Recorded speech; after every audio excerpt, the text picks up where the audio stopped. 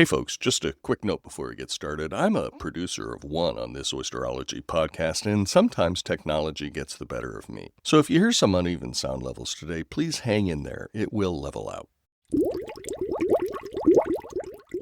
How did you find this spot, and how did you choose to do it? It kind of found me. Oh, that's good. Wash down an oyster with some coffee. Actually, Coffee and oysters, breakfast of champions, man. Bad. Welcome to Oyster-ology, a podcast about oysters, aquaculture, and everything from spat to shuck. If you're involved in anything to do with oysters or the waters they grow in, or you just love to slurp them down at the raw bar, this is the podcast for you.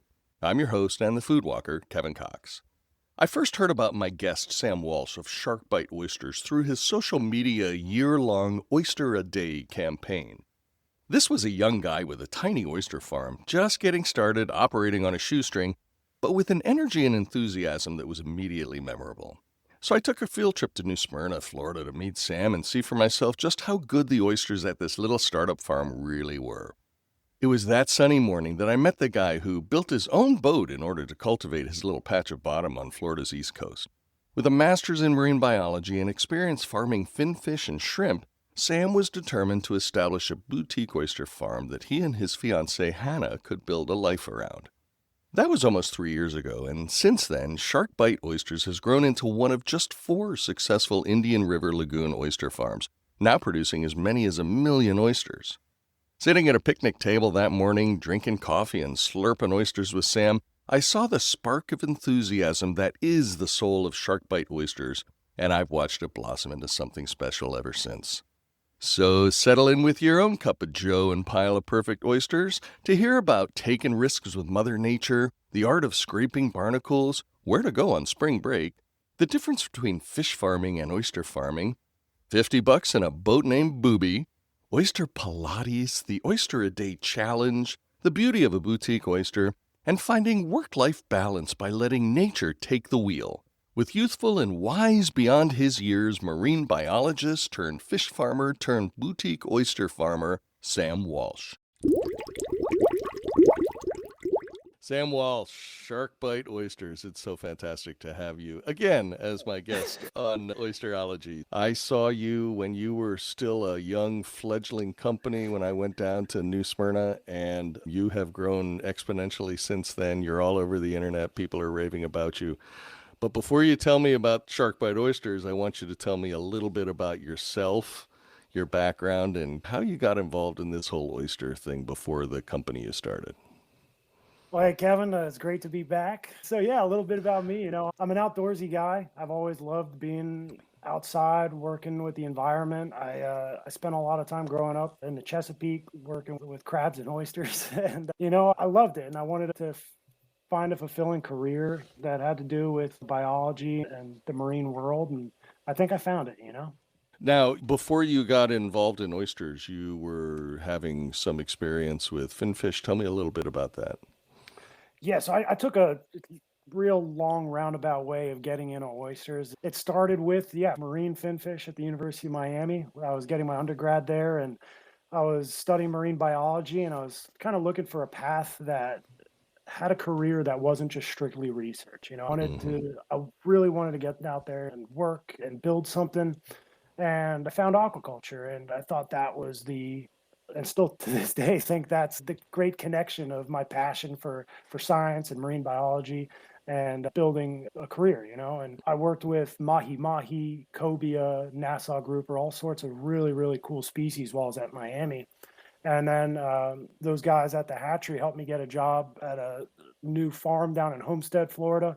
And we started farming triple tail and pompano after I graduated.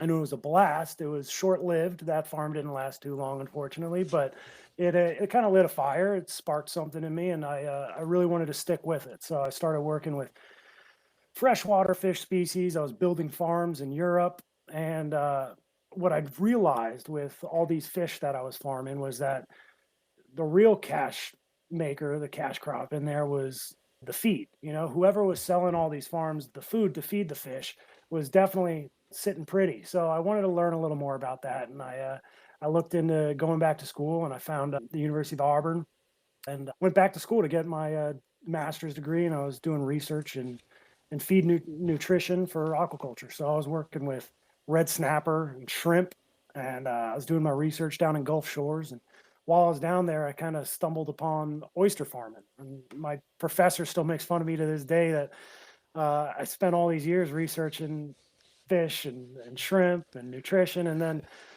I started farming oysters, and Yeah. it's a species that doesn't require any food at all. Yeah, That that's right. at least nothing that I need to provide. So I thought that was a lot of fun. But what was the beauty at Auburn was that I got to meet Bill Walton, the doctor of oysters himself, and he was paramount. He was crucial in me kind of deciding I wanted to start this farm, volunteering and actually working with the Navy Cove Oyster Farm in Gulf Shores, Alabama.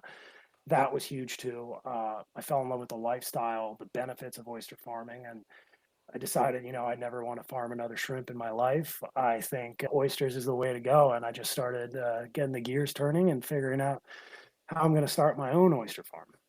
Well, it's so interesting too because the difference between finfish farming and I assume shrimp farming as compared to oyster farming is so great because like you say, the whole feeding thing and antibiotics and all of that kind of thing. I mean, do you feel that oyster farming somehow feels different to you than that?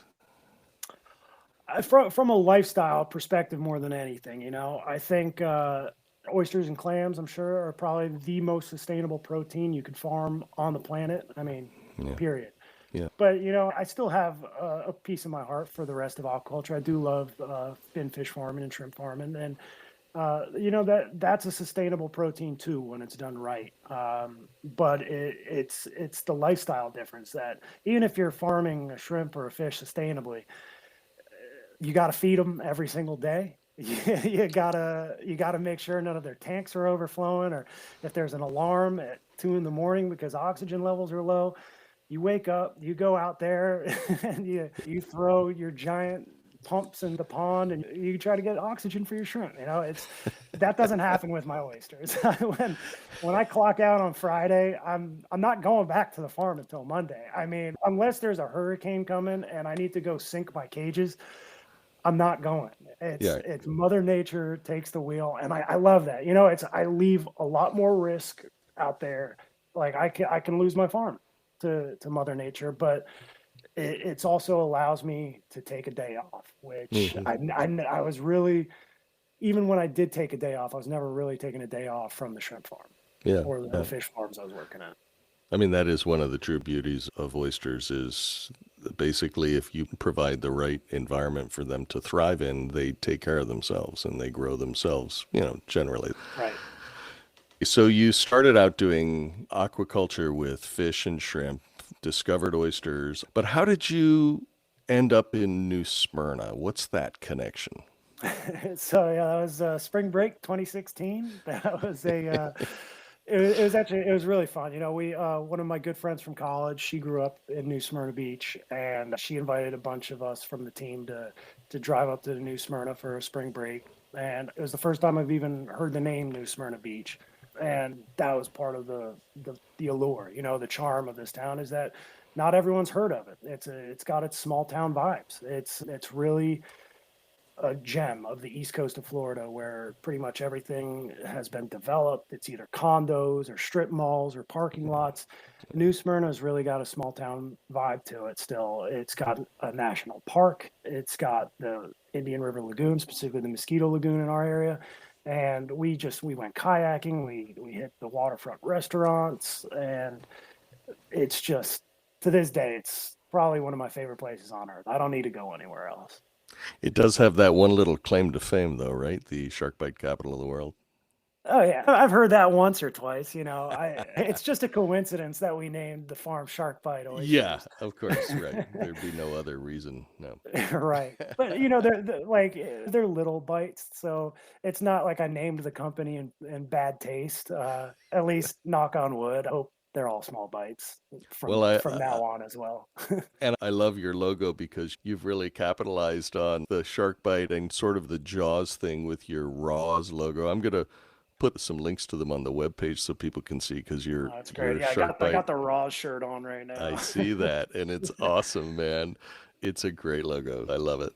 Sure, yeah. That's one of the superpowers of starting the farm was my fiance Hannah. She's a marketing director and a graphic designer, and she's been helping me out from day one, making it look like I'm not running this farm out of my garage. Which you are, right? For now. So let's talk about that. Tell me a little bit about how you started the farm. I mean, when I met you, you were small, you were just getting going, you had this little tiny boat, and now you've grown a lot since then. So tell me how you started the farm and what it was like then and kind of where it is today.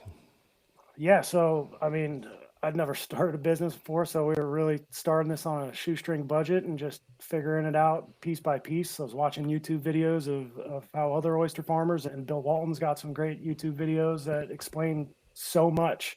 And one of the crucial things you need to start an oyster farm usually is a good work boat, and I Yeah. didn't have that. I never even owned a motorboat in my entire life. So I started doing some research and I found some plans for something called the lumberyard skiff. They're $50 online if you want a set of the plans, and you just get some construction lumber and marine grade plywood, and you've got yourself a pretty stout workboat. It's a 16-foot wooden boat, and it's a beauty. I love that boat so much. We named it affectionately Booby, painted it blue, and it's probably the most recognizable boat in our area of New Smyrna. I mean, we'll pull up to the waterfront restaurant, park it next to a $250,000 boat, and the crowds around Booby and not the Pathfinder there. You know, it really is an amazing boat. I use it more for fishing these days because we've outgrown it, but it got the farm started. You know, I mean, we were climbing over each other to work out of that thing, but Right. it helped me afford the 24-foot pontoon boat that we turned into a work barge that we're working out of now, and who knows, maybe we'll expand from there soon. What a beautiful thing, though, that you can actually start an oyster farm with a $50 plan and some scrap wood boat and build it into what you are today. I appreciate that. Well, it's not quite scrap wood. I did have to cough up a bit of cash Okay. Yeah. for the All right. lumber. Okay. Fair enough. Probably the cheapest farm boat you can really start with. So now you're in New Smyrna, but technically you're in the Mosquito Lagoon, which is part of the Indian River Lagoon, right? That's correct. Yeah, it's a huge estuary made up of the Mosquito Lagoon, the Indian River, and the Banana River. Yeah, I think it's the most biodiverse estuary in North America. It's a Yeah. really beautiful area. Yeah, I thought it was gorgeous. And one of the things that I still scratch my head about is when you look at how natural and beautiful it is, how pristine the water appears to be. It's sort of like the subtropical Chesapeake Bay. It should be loaded with oysters and farms. You'd think, you know, I mean, it's part of the reason I even wanted to start the oyster farm in New Smyrna was because I saw how abundant the wild oyster reefs are in the Indian River Lagoon. It's really tough to start an oyster farm in our area and just the east coast of Florida in general. As you know, the whole industry in the South is pretty new, and it kind of got its start in Florida in the Gulf. And so the focus for the state and for startups and farms was the Gulf. And so getting a lease to get your farm started in the Gulf is a completely different process for the most part. Hmm. They already have leases available. They've been marked out, surveyed, and everything. On the East Coast, you got to start from scratch. We got to go out there, make sure there's no live oysters on the bottom, not a single sprig of seagrass on the bottom, and we got to do all that ourselves for just a chance that once you go down the laundry list of bureaucracy, that'll be approved. So the permitting process is really cumbersome, it sounds like. For a guy who has no idea what he's doing starting his oyster Yeah, farm. right. Yeah, Yeah, right. I'm sure. Honestly, I'm sure if someone who's used to going through processes like that, it's probably a piece of cake. But for me, man, it took me 2 years to get 2 acres, and I mean, still to this day, I'm super grateful that the Indian River Oyster Company, they were the first farm on the east coast of Florida and also in New Smyrna Beach. They have 7+ acres, and they don't use all the acres. So they actually were able to sublease some of their acreage to me. So I was able to start farming immediately while Nice. I was going through that process. So I wasn't necessarily in a time crunch, but I think that's probably one of the biggest drawbacks is that if someone's trying to start a business, it's going to take them 2 years in essence to even plant their first oyster, and then they're going to have to wait another probably 6 to 8 months at the quickest to get their first crop to market. And I mean, that's honestly all combined still quicker than farming an oyster up in the Northeast, but Right. it's the risk is piling up if that's your sole source of income. So you're all off bottom growing, is that right? That's right. Yep. Are you growing just Virginicas or are you growing any other varieties of oysters? Right now, just Virginicas. You know, the market and the demand for our oysters is so high that people want Virginicas. So tell me a little bit about your off bottom, like what kind of equipment you're using for that. So yeah, we use all 6-pack cages. That's what I learned, cut my teeth on with the Navy Cove guys. I saw that these cages are the perfect mix between being able to just use momentum to flip them up to dry the oysters out, keep them clean, keeping the farm organized, but also just being robust and that this gear doesn't fall apart like a lot of other gear does over time, especially in tough climates like we have here in Florida. And I suppose because they're floating cages, you're getting a lot of natural tumbling done by the current and the waves and weather and that sort of thing. Yes and no. I mean, we've been hit by 3 hurricanes since we started, so I think that gave us a good bit of tumbling. But for the most part, actually, we have a pretty low energy environment. I mean, actually, so the last hurricane last summer that hit us, Milton, I went out probably way sooner than I should have after the hurricane passed over, and I went out in a little wooden boat, and even with probably still 50-mile-per-hour winds going.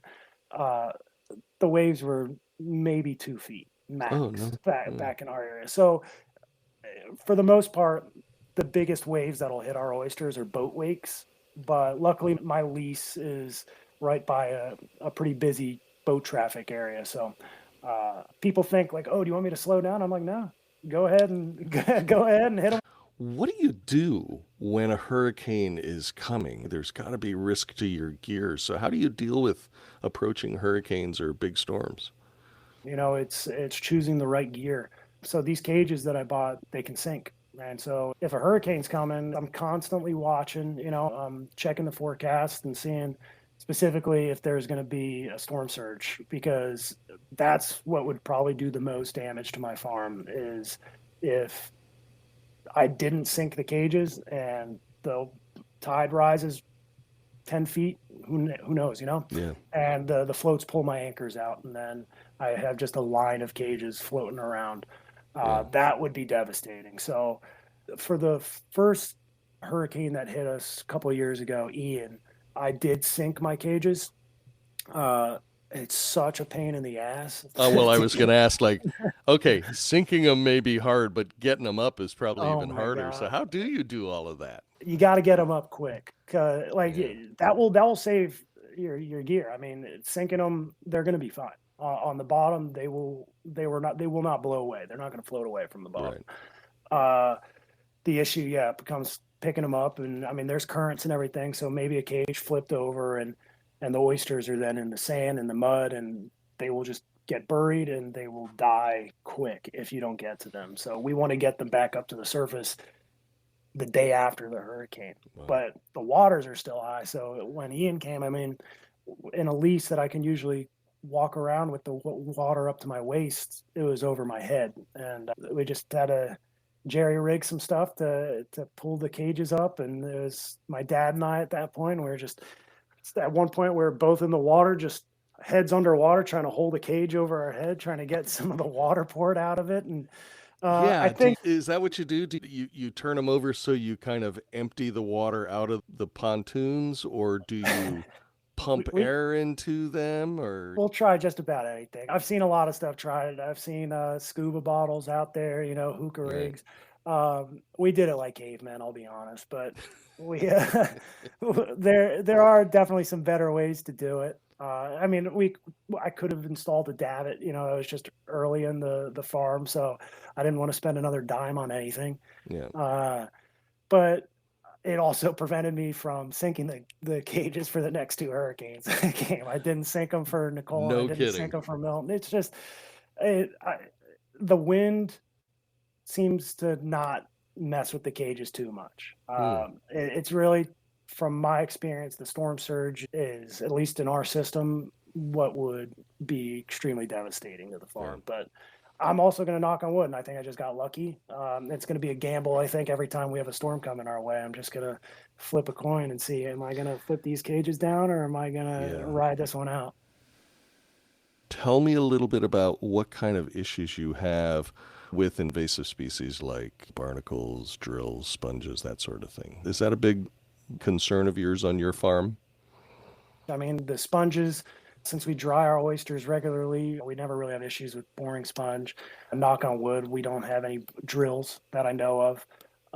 But yeah, the barnacles, I don't know if I've ever seen a place ever that has more barnacles than we do. It's just they're awful, man. I mean, it's multiple times a week during June and July. It just gets covered. And so what we usually do is we'll try to flip the oysters up so that the sun can dry off the gear and dry off the oysters and kill the baby barnacles on them. But it's just not enough. So I Yeah. mean, with doing it multiple times a week, even it can't kill them all. And I have some oysters that are just so covered in barnacles that you will not even see the oyster. And Really? That our quickly, huh? it's so quick, and then once they're on there, they're on there. How do you get rid of the barnacles when they're on the oyster?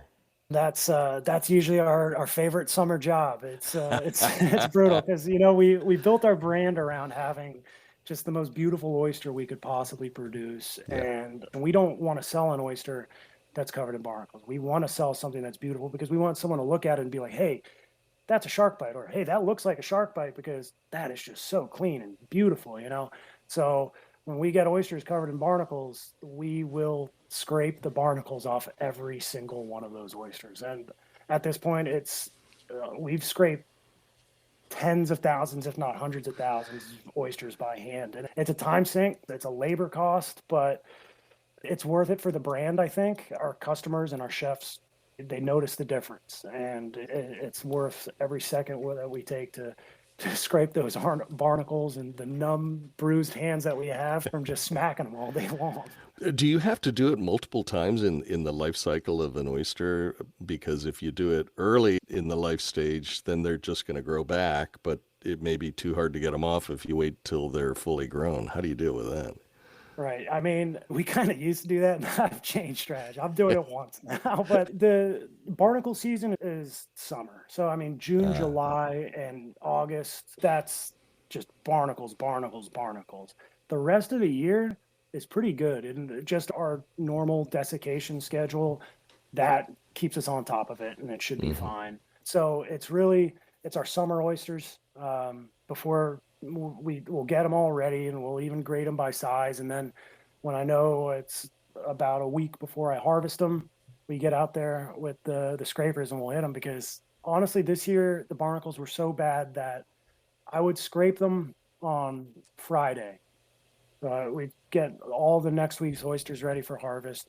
And by Thursday of the following week, we had an insane set on almost all of those oysters. Like, they were Incredible. completely covered again within less than a week, and they were sizable. It wasn't just like tinsy tiny barnacles that you could say, oh, they won't notice. Like, no, they were like lentil sized barnacles all over the oysters. So Wow.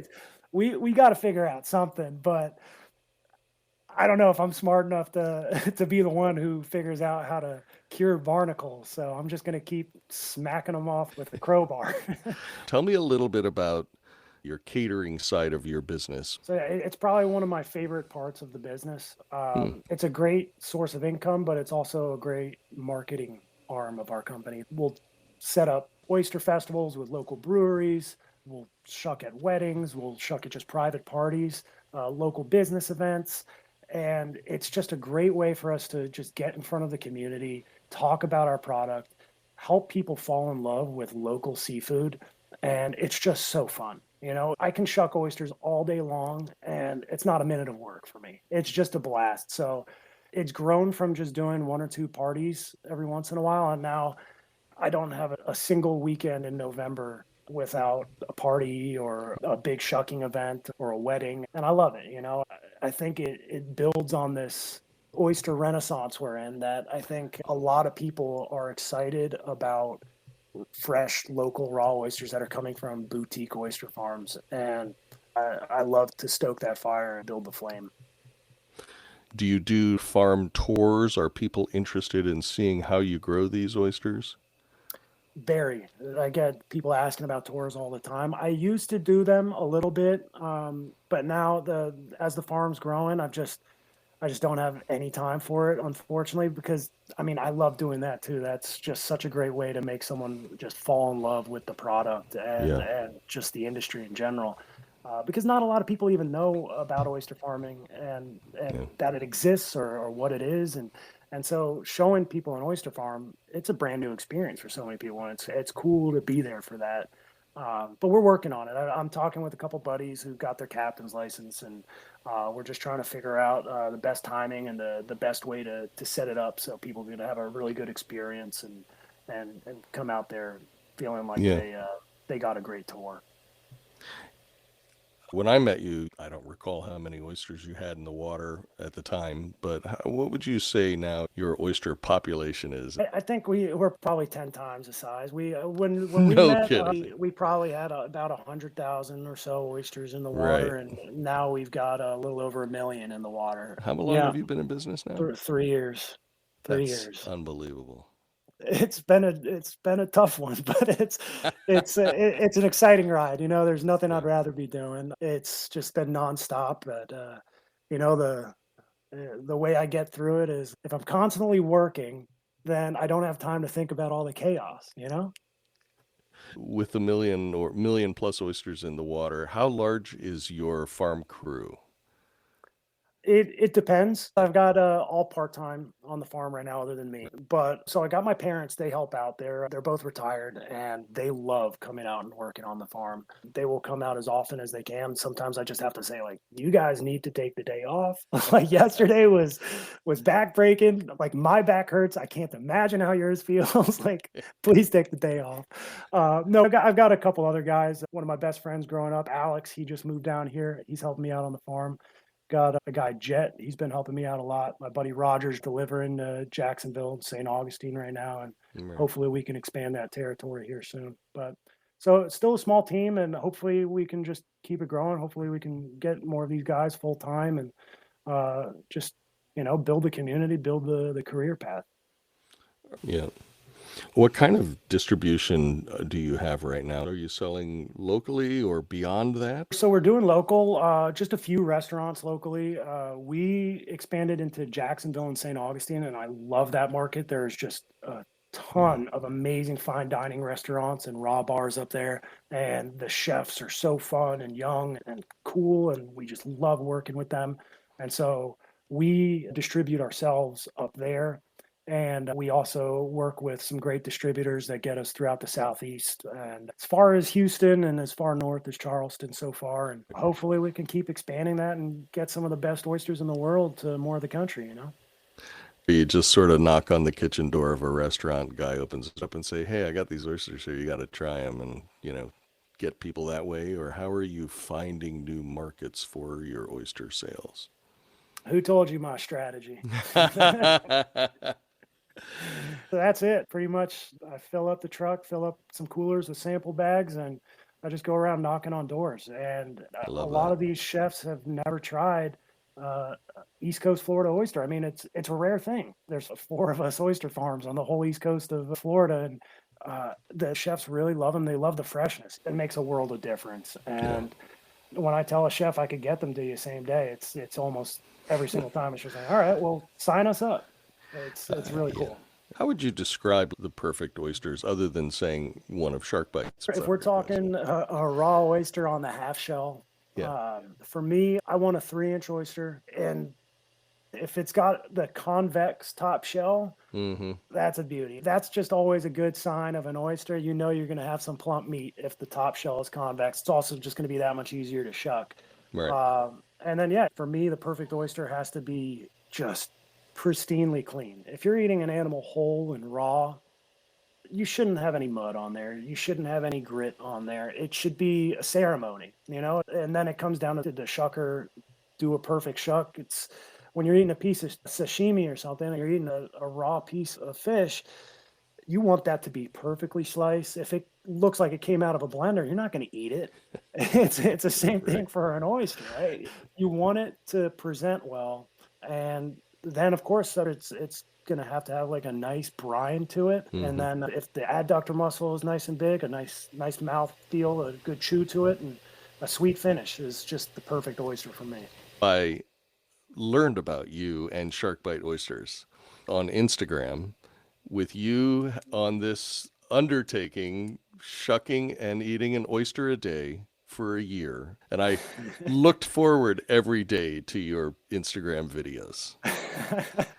Well, I appreciate you saying that. Well, you may not recall this, but I shucked an oyster with you for your Instagram post, and I'm proud to say that I was Oyster 109 with There we you. go. Day 109. I got Kevin here from the Food Walker. We're here. We've been going up and down the Florida coast along the lagoons here, and shucking every day is something he's got to keep doing because we love it. 366 days. All right. Cheers. I got a party still going on my mouth. It just keeps on going. These are amazing. We've got some damage already done here Yeah. for breakfast. So that was just day 109 of that project.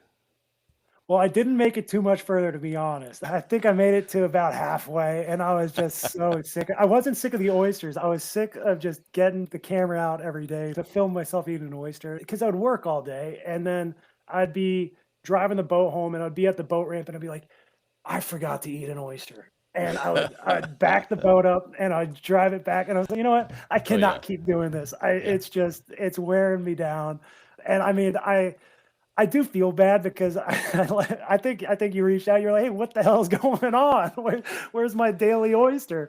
But I quiet quit. I didn't even tell people I was quitting. I just stopped doing it because I was sick of filming myself eating oysters. I was still eating oysters just about every day, but I wasn't filming myself doing it anymore. Well, you never actually said that it was a calendar year, so you still could do the second half now if you chose to.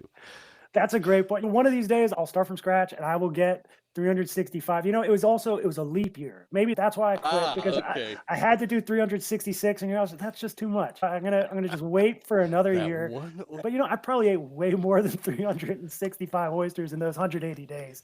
I was eating quite a couple of those days. Do you consider yourself like the quality control guy for the farm? Oh, for sure. I'm such a stickler. I mean, some of the guys that come shuck with me on the events or whenever we're choosing the oysters that go in the bags, like I'm definitely losing money when I just go back through the oysters we just went through, and I'm just like, no, can't sell that. Can't sell that. And honestly, I don't think a single person would complain about that oyster. It's just I got this strict quality control that I don't want any oyster to not hit that mark. I want every single one to be that perfect shark bite, or our other brand is the baby shark. So I want them to be just that perfect oyster every time. Is there a difference in taste or texture between a younger oyster and a fully developed oyster? Is it kind of like, veal versus beef or something like that? I don't know as severe as veal versus beef, but for sure there's going to be a difference, especially in that adductor muscle. In an older oyster, it's just had that much more time to work that oyster Pilates, where we're making them tumble every single day, and every single time they're closing that shell, they're building that adductor muscle. So you might get a nice, firm, chewier texture in a more mature oyster. And the sweet flavor comes from that adductor too. So you might even get like some sweet notes from it. A really young oyster, in my experience, might not have as well developed meat. It might not have as much glycogen stored up in it. Right. So What I've noticed is that you're still going to get amazing flavors from it, but in our experience, you're going to get more of that briny flavor and less of the sweetness with Yeah, the young oyster. that makes sense to me. Yeah. So, in all of your work and developing of this amazing farm, what would you say has been the biggest challenge or the biggest obstacle that you've had to overcome? Wow. Figuring out how to run a business. No, actually, that's been okay, flying by the seat of my pants. The tough part is the stuff that's completely out of our control. It's figuring out how to honestly get through summers. One summer we had an algae bloom roll in that shut us down for 3 months. Couldn't sell a single oyster for 3 months, and I hadn't planned for that. And this year we had a drought that hit us hard, but probably the toughest thing that I've had control of is seed supply. We're lucky on the East Coast. We actually have way more options to get seed than farmers on the Gulf Coast of Florida because they can only get seed from Gulf Coast hatcheries. We can get seed from hatcheries from both coasts, through Gulf and East, and we could get seed from out of state on the East Coast. So that's huge, but you still need to know how much to buy and where to buy it from and when to buy it. And for every single oyster farm, it's going to be different. So I thought I did all my research. I took classes, I talked to everyone, I went to the Oyster South Symposium, but you still got to figure it out for yourself. You still got to figure out what works for your lagoon, for your gear type, for your salinity, your phytoplankton. And I've ordered seed before, so 100,000 seed and more than that even. And I just farmed it for over a year, and almost nothing came of it.